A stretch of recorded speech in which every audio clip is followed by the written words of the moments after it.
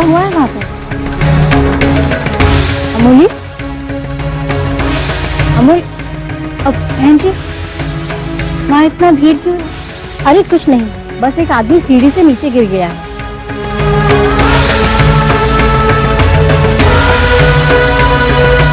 अमूली,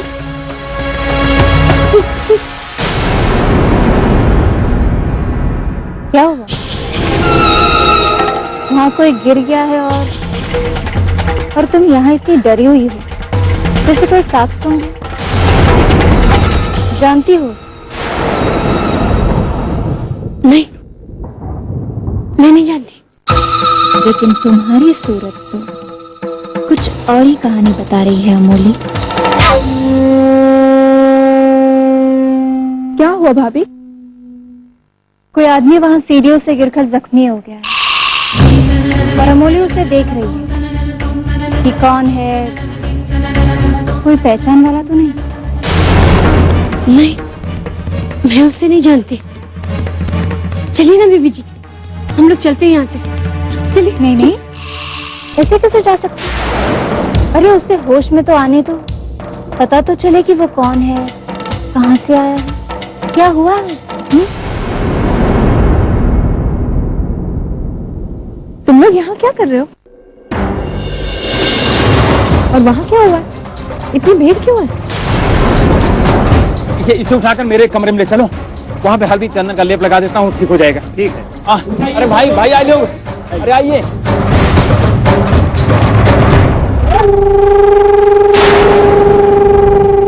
अमूली के चेहरे का रंग इस तरह उतर क्यों गया? वो इतना घबराई हुई क्यों दिख रही है? जरूर दाल में कुछ काला है।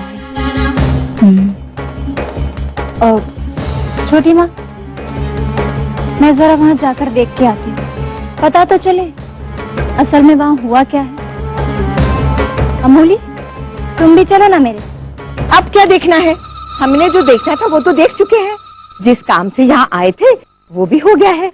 माता रानी से जो मांगना था वो भी हमने मांग लिया है। और तुमने तो पूरा का पूरा देवर जी का बिजनेस मांग लिया होगा माता रानी से अपने पति के लिए। माँ जी, और क्या मांगूंगी मैं भगवान से? छोटी माँ, मैं तो चाहती हूँ कि बिजनेस का सारा भार मेरे पतिदेव संभाले और छोटे पापा थोड़ा सा आराम करें। अब देखती नहीं है ना, दिन भर बिजनेस का टेंशन ले लेकर उनका बीपी कितना बढ़ गया है। हम दोनों को तो उनकी सेहत की बड़ी चिंता लगी रहती है। ओह, अच्छा, तभी तुम चाहती हो कि सारा काम निर्भय संभाल ले। मुझे तो लगा कि तुम। माँ जी, आपको तो कभी भी कुछ भी लगता है। छोटी माँ, मैं तो चाहती हूँ कि छोटे पापा आराम करें और सारा बिजनेस निर्भय को संभालने दें। काम करने की कोई उम्र भी होती है ना। अब घर के बड़े काम करे और छोटे घर में बैठे लोग, ये ठीक नहीं लगता ना। हाँ, हमने भी इनसे यही कहा कि तबीयत भी ठीक नहीं रहती है, काम का बोझ कम कर। अगर निर्भय कारोबार को संभालेगा, इससे अच्छी बात क्या हो सकती है हमारे लिए। अच्छा अब चले, मेरठ पहुंचते पहुंचते रात हो जाएगी। ठाकुर यहाँ कैसे आया? क्या उसे मेरे बारे में सब पता चल गया? वो जान गया है कि मैं मेरठ के इस परिवार के साथ हूँ। क्या वो यहाँ तक मेरा पीछा करते हुए आया? आज तो उसने मुझे पकड़ ही लिया था। अगर वो थोड़ी देर और होश में रहता तो इस परिवार को सब पता चल जाता। हे भगवान, मुझे और कब तक इस आदमी के आतंक के साथ नहीं जीना पड़ेगा।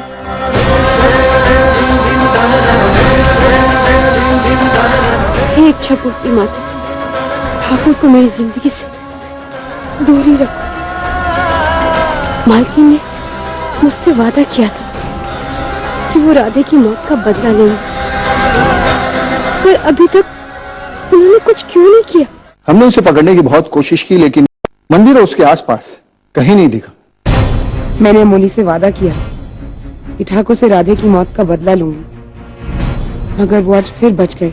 आप फिक्र मत कीजिए, मैंने देवगढ़ के पुलिस स्टेशन में खबर कर दी। और साथ ही आपके ससुराल के थाने को भी अलर्ट कर दिया। अब अगर वो लौटेगा तो बहुत जल्द पकड़ा जाएगा। उन्हें बताने से कोई फायदा नहीं होगा। वो वहां बहुत ताकतवर है। पुलिस को अपनी मुट्ठी में कैसे करना है वो अच्छी तरह से जानते हैं। यही एक मौका था मेरे पास राधे को इंसाफ दिलाने का। देखिए, मैं आपकी बात समझ रहा हूं, पर आप यकीन रखिए, मैं अपनी ड्यूटी किसी भी हद तक जाकर करूंगा। अब मैं चलूं।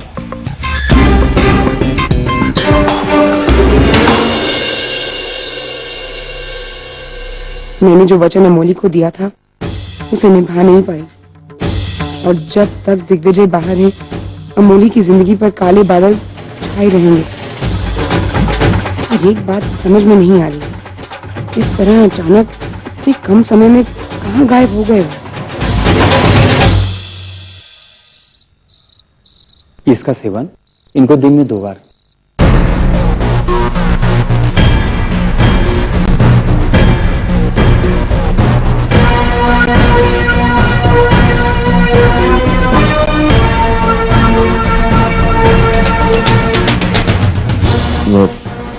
मैं कहा हूं? तुम मेरे घर पर हो बेटा। मैं इस मंदिर का पुजारी हूँ। तुम मंदिर की सीढ़ियों से नीचे गिर पड़े थे, लेकिन चिंता की कोई बात नहीं, जल्दी ही ठीक हो जाओगे। मैंने उसे मुंबई भाग जाने के लिए कहा।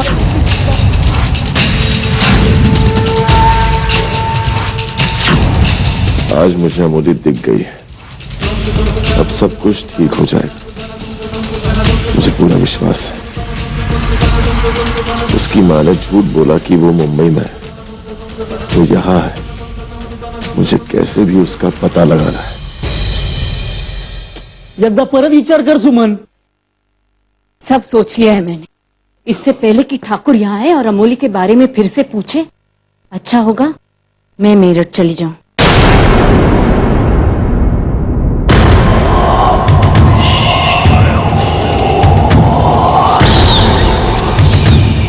लेकिन एक बात अच्छी तरह सोच लो सुमन कि सुनंदा देवी से क्या बहाना करना है। भाई ऐसा ना हो वहां जाने पर सब कुछ सच बोलना पड़े, और कभी सच बोल दिया तो हम लोग बड़ी मुश्किल में पड़ जाएंगे। और हमारी बेटी अमोली तो, सुनंदा देवी ने अब अमोली को सहारा दिया है वो तुम्हारी जरूरत समझकर। भाई ऐसा ना हो सच्चाई मालूम पड़ने पर वो लोग उसे वहां से निकाल दे। तो दुनिया में बहुत कम लोग ऐसे होते हैं जो सच्चाई का सामना कर सकते हैं, और मुझे नहीं लगता कि इतना बड़ा सच सुनंदा देवी सहन कर पाएगी। और फिर जो सच है वो सालों पुराना है, और जब वो सच सामने आएगा तो उससे जुड़ी हुई हर इंसान की जिंदगी बदल जाएगी। मुझे किसी से मतलब नहीं है और किसी की परवाह नहीं, ना मेरी, ना तुम्हारी और ना सुनंदा देवी की। मुझे परवाह है तो सिर्फ मेरी अमोली की। कुछ भी कर सकती हूँ मैं उसके लिए। उसे बचाने के लिए मैं कोई भी खतरा मोल ले सकती हूँ। इतनी छोटी सी उम्र में मेरी बेटी ने न जाने कैसे कैसे दुख झेले, लेकिन नहीं, अब नहीं। और तुम जानते हो ना ठाकुर कैसा है, वो अमोली को इतनी आसानी से नहीं छोड़ेगा, क्योंकि अमोली की वजह से उसका सब कुछ खत्म हो गया। उसकी शान, शोहरत, इज्जत, सब कुछ। वो अमोली के पीछे पागल हो गया और अब वो चुप बैठने वाला नहीं है। अब अमोली को बचाने का हमारे पास सिर्फ एक रास्ता रह गया कि जल्द से जल्द सुनंदा देवी को सब सच बता दे। भले ही उसके बाद आने वाले तूफान में हम सब बह जाए, लेकिन मेरी बेटी बच जाए, बस। इसलिए मैं ये सच उन्हें बताने जा रही हूँ। मुझे ये सच बताना ही होगा।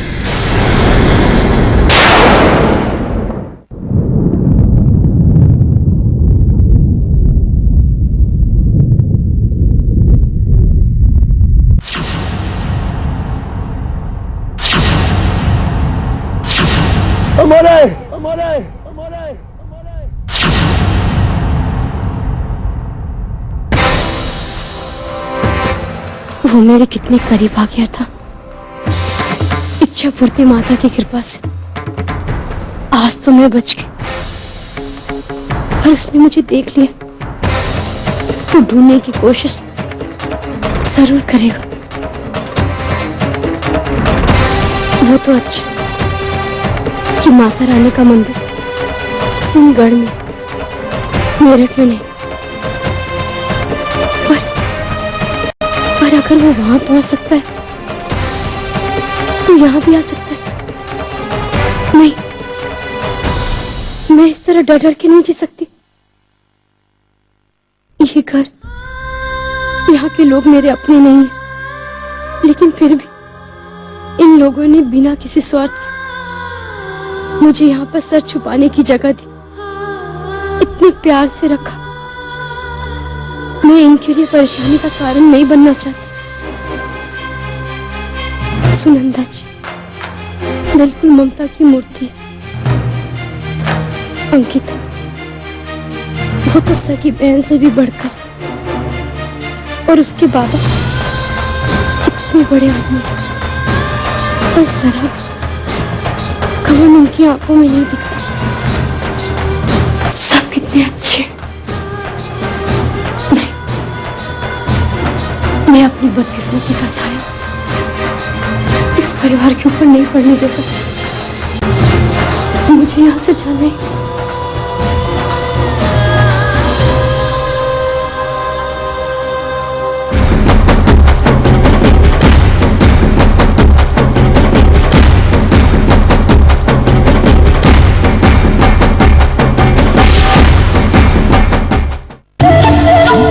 हमारे ग्रुप में कोई वर्कर है तो कोई लेबरर है, और हम लोग कभी सपने में भी नहीं सोचे थे कि ओडिशा से हमारा प्लेन डांस ग्रुप बन जाएगा इंडिया का सबसे बड़ा टैलेंट। अगर आप इंडिया का आज तो नाश्ता बहुत बढ़िया बनाए लग रहा है। मैं तो हमेशा भी कहता हूँ सुनंदा के हाथों में जादू है, जादू। ओहो, मैं तो डाइट से हूँ। अरे अमोली, तुम इतनी परेशान क्यों हो? जब से हम मंदिर से आए हैं देख रहे हैं कि तुम कुछ खोई खोई सी हो। शायद मंदिर में कहीं कुछ देख तो नहीं लिया? मेरा मतलब है किसी ऐसे शख्स को तो नहीं देख लिया जिसे तुम देखना ही नहीं चाहती थी? अच्छा, वहाँ मंदिर में उस आदमी का एक्सीडेंट हुआ था और उसको देख के तुम इतनी परेशान हो, और उसकी वजह से तुम्हारे दिल में इतना डर पैदा हो गया है।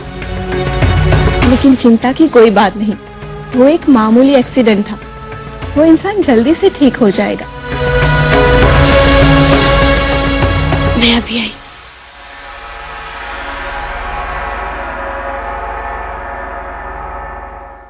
माँ, अमोली कितनी अच्छी है ना? हाँ, अच्छी है। मैं जानती हूँ कि अमोली इतनी अपसेट्स क्यों है। उसे अपनी फैमिलीज की याद आ रही होगी। अब क्या करेगी बेचारी? जिंदा रहने के लिए पेट भरना जरूरी है ना, और पेट भरने के लिए पैसा चाहिए, और पैसा कमाने के लिए काम तो करना पड़ेगा। विलेजेस में क्या काम मिलता है? इसलिए वो बेचारी अपनी फैमिलीज को छोड़ के हमारी फैमिलीज में आ गई। अंकिता, तू सही कहती है, अमोली बहुत अच्छी लड़की है। आई लाइक्स इट। अंकिता, अमोली है कहाँ से?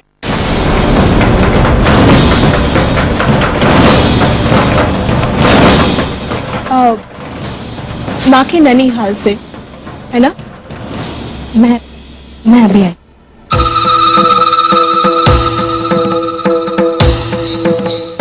तो छोटी माँ को अचानक क्या हो गया?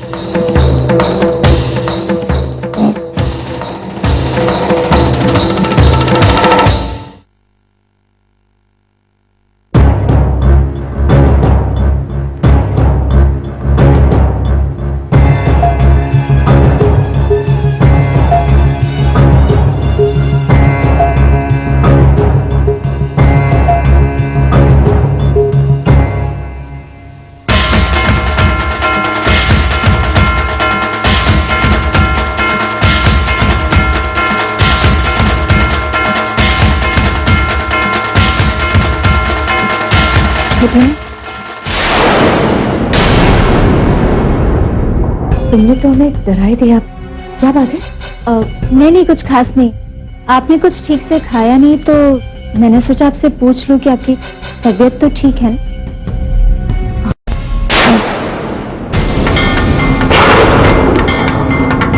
वो भूख नहीं थी ना, इसलिए। अगर किसी चीज की जरूरत हो तो मुझे बता दीजिए। नहीं, इस वक्त किसी भी चीज की जरूरत नहीं है। अगर होगी तो बता देंगे। छोटी माँ, मैं आपसे एक बात जानना चाहती थी। कैसी बात? कल वो आदमी जो मंदिर की सीढ़ियों से गिरकर जख्मी हुआ, मुझे तो लगता है कि उसके और अमोली के बीच जरूर कोई संबंध है। कल अचानक जब वो घटना घटी तब अमोली की हालत ऐसी थी जैसे काटो तो खून नहीं। बहुत अजीब सा व्यवहार कर रही थी। मैंने उस आदमी को देखने की बहुत कोशिश की, मगर भीड़ की वजह से मैं उसे देख नहीं पाई। छोटी माँ, मैं ये जानना चाहती हूँ कि अमोली यहाँ आई कैसे?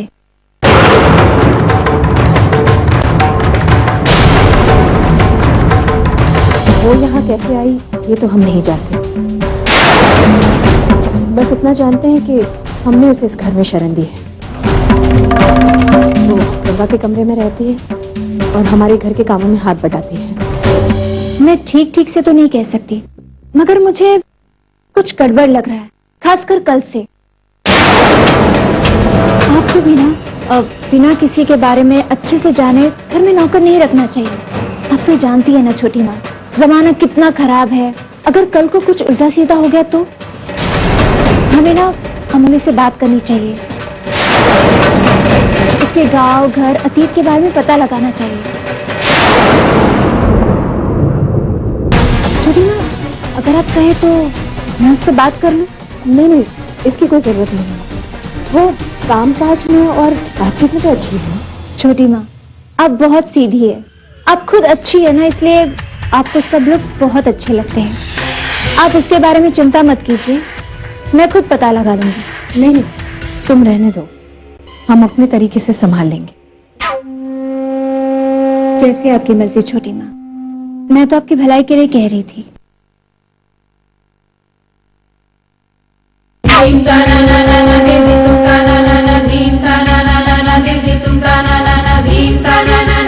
छोटी माँ इस तरह क्यों पेश आ रही है? लगता है अमोली नहीं, छोटी माँ कुछ छुपा रही है। आखिर हो क्या रहा है इस घर में? कुछ तो गड़बड़ जरूर है। अब तो लगता है सब पता करना ही पड़ेगा।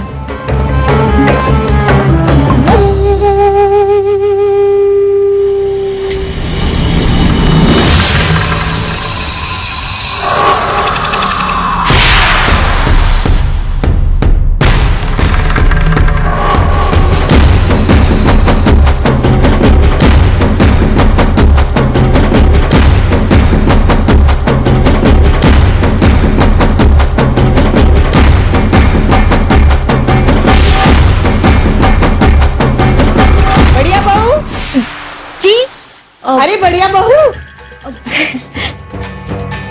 माँ जी, आपने छोटी माँ को देखा?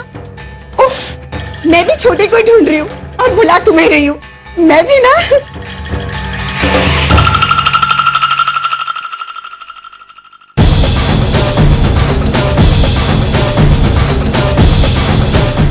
जी, आप कौन? नमस्कार, मैं सुमन। आज रात 9 बजे ये प्यार न होगा कम। 2 दिन से तुम्हारे ओमी भैया का दिल पिरा रहा है। अबे जिस गली में तुम खड़े हो ना बे, उस गली में हमारे मर्ज का दवा है। और रात 9:30।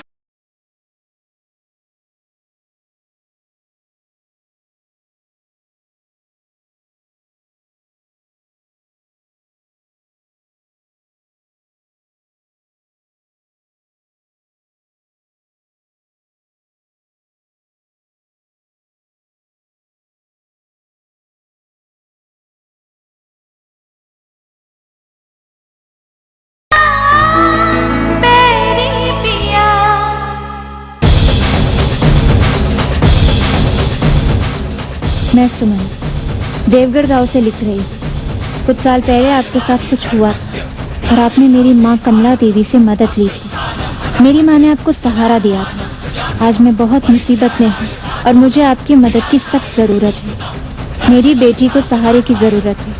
आशा है आप उसकी मदद ज़रूर करेंगे। और भी कुछ बातें लिखनी थी, पुरानी बातें, पर चिट्ठी में नहीं लिख सकती। जैसे ही मुझे मौका मिलेगा आपसे मिलकर सारी बातें करूँगी। बस आप मेरी बेटी की मदद कीजिए। आशा है आप मुझे निराश नहीं करेंगे, क्योंकि मैं जानती हूँ आप भी एक माँ हैं।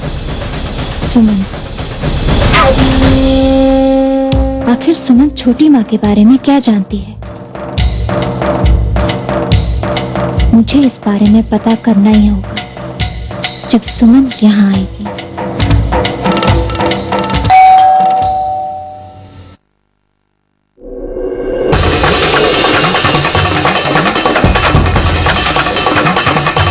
जी, आप कौन? नमस्कार, मी सुमन।